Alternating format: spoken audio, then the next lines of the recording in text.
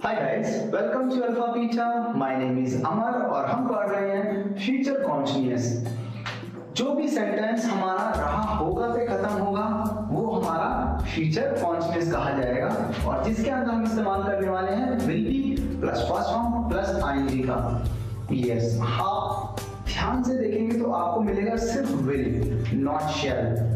क्योंकि modern English language के अंदर अगर आप ऑक्सफोर्ड 7th एडिशन जो कि हमारे डीवीडीज के साथ आपको दिया जा रहा है उसके अंदर अगर आप ध्यान से देखें तो शैल वर्ड का इस्तेमाल फ्यूचर में साफ तौर पर मना किया गया है, क्योंकि शैल मॉडर्न इंग्लिश में फ्यूचर के अंदर इस्तेमाल नहीं किया जाता है। हाँ, शैल का इस्तेमाल शुड के तौर पर होगा, बट वो हम आगे सीखेंगे कि शैल का इस्तेमाल हम कहाँ करने वाले हैं। हम सेंटेंसेस को बनाना शुरू करते हैं। रमेश सो रहा होगा। हम क्या कर रहे हैं, सिर्फ गेस कर रहे हैं कि कोई काम किसी पर्टिकुलर टाइम पर हो रहा होगा, but we are not sure.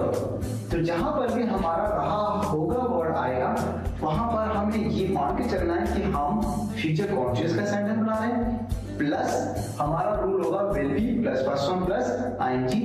Third thing आपको याद रखनी है कि आप किसी चीज के बारे में सिर्फ गेस कर रहे हैं, श्योरिटी नहीं है।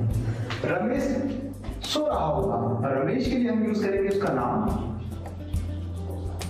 और सबके साथ हमें यूज करना है विल बी का, तो हम लिखेंगे विल बी। रूल कहता है कि हमें इस्तेमाल करना है फर्स्ट फॉर्म प्लस आईएनजी, तो हम लिखेंगे sleep plus ING. Right, next sentence, Raju नहा रहा होगा। ओके, अगेन हम गेस कर रहे हैं, श्योरिटी नहीं है। राजू रहा होगा आ गया, हम इस्तेमाल करेंगे विल बी का। Will be plus first form. नहाने के लिए हम यूज करते हैं टेक बाथ, बट रूल कहता है will be plus first form plus ING, तो हमें इस फर्स्ट फॉर्म के अंदर आईएनजी जोड़ना है। हमारे प्रीवियस वीडियोस के अंदर हमने बताया है कि कभी भी जब किसी वर्ब के लास्ट में अगर ई वर्ड आता है तो हम उसको हटा देते हैं और उसमें आईएनजी लगाते हैं। Right, Raju will be taking bath. Right, next sentence, Parul नहीं पढ़ रही होगी। अब सेंटेंस हमारा नेगेटिव हो गया।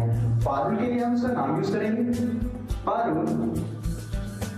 अब विल बी का इस्तेमाल होगा विल, जैसे कि हमारा सेंटेंस नेगेटिव है, राइट, तो हम इस्तेमाल करने वाले हैं नॉट का, और हमेशा फर्स्ट एडवर्ब के बाद ही नॉट का इस्तेमाल किया जाता है। Not be, will be plus first form. अब पढ़ने की फर्स्ट फॉर्म होती है हमारी study plus ING. Parul will not be study. Next sentence, क्या वह बाजार में खरीदारी कर रही होगी। सेंटेंस थोड़ा सा लंबा है और सेंटेंस के अंदर हमारा क्वेश्चन दिया गया है, राइट, तो हम क्वेश्चन को छुपा लेंगे। वह बाजार में खरीदारी कर रही होगी। अब इसको हम ट्रांसलेट करना शुरू करते हैं। शी कर रही होगी, हम इस्तेमाल करेंगे विल बी का। She will be. खरीदारी करने के लिए हमारे पास दो वर्ब हैं, या तो हम यूज करें टू डू शॉपिंग या फिर हम यूज करें टू शॉप। दोनों का मतलब होता है खरीदारी करना, तो हम यूज करेंगे शॉप। शॉप। अब will be plus first form आ गया प्लस आईएनजी। शॉपिंग, बाजार में, इन द मार्केट। राइट, अब हमारे पास एक और क्वेश्चन आना चाहिए कि यहां पर हमारा लास्ट वाला वर्ड डबल क्यों हो गया। इसके लिए एक रूल होता है कि कभी भी जब हमारा लास्ट वाला वर्ड अगर वॉवल और कॉन्सोनेंट इन दोनों का हमें ध्यान देना है इसके अंदर। वॉवल अगर आता है किसी भी लास्ट वर्ड के पहले, तो हम लास्ट वाले वर्ड को डबल कर देते हैं। जैसे कि ये हमारा वॉवल है और ये हमारा कॉन्सोनेंट है, तो अगर हमें किसी वर्ड के पीछे आईएनजी लगाना है, अगर उससे पहले पी से पहले अगर कोई वॉवल आता है तो हम उस वर्ड को डबल कर देते हैं। हमने इसको डबल कर दिया। राइट, इसलिए वर्ड हमारा डबल हो गया, फिर हमने इसमें आईएनजी लगाया। अब हमारा क्वेश्चन बन रहा है, क्वेश्चन जब भी बनता है हम क्या करते हैं, फर्स्ट एलिमेंट को बाहर लेके आते हैं। तो हमारा फर्स्ट एलिमेंट क्या, हमारा will she be shopping in the market? 5. Last sentence, Preeti ma'am क्या खा रही होंगी? I'm sorry, यहाँ पर क्वेश्चन मार्क होना चाहिए। प्रीति मैम क्या खा रही होंगी? फिर से क्वेश्चन बन गया, हम छुपा लेते हैं। प्रीति मैम खा रही होंगी, प्रीति मैम के लिए हम नाम लिखेंगे, खा रही होंगी will be eating, क्योंकि will be plus first form plus ING.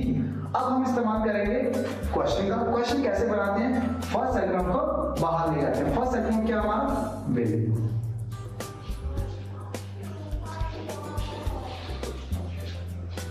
अब क्या वर्ड जब भी सेंटेंस के बीच में आता है तो हम वर्ड का इस्तेमाल करते हैं, अगर शुरू में आता है तो सिर्फ हेल्पिंग वर्ब का इस्तेमाल करते हैं। तो हम क्या वर्ड को बाहर दे देंगे और ये बन गया हमारा word will Preeti ma'am be teaching. ये था हमारा फ्यूचर कॉन्टिन्यूअस टेंस जो हमने बहुत ही इजी मेथड से यूज करके इसका हमने सेंटेंस को बनाना सीखा है।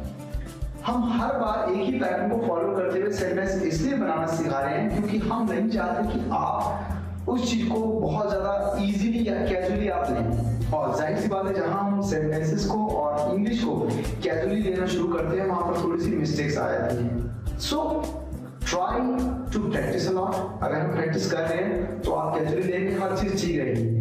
बट अगर आप इनिशियल स्टेज के अंदर अगर इस लैंग्वेज को कैजुअली लेना शुरू कर देंगे तो हमें दिक्कत आएगी, right. So it's very easy chapter. हमने पढ़ा इसको सिर्फ पैटर्न को फॉलो करना है, जिस तरह से पढ़ाया गया will be plus first form plus ING, एक बच्चे की तरह ही सीखना है। स्टेप बाय स्टेप हमारी पूरी हेल्प हो जाएगी अपने आप। अगर हम सिर्फ रूल को फॉलो कर रहे हैं हमारे सेंटेंस कभी भी किसी भी कंडीशन में सेंटेंस गलत नहीं होगा। ये था हमारा future continuous. Thank you for watching and keep learning.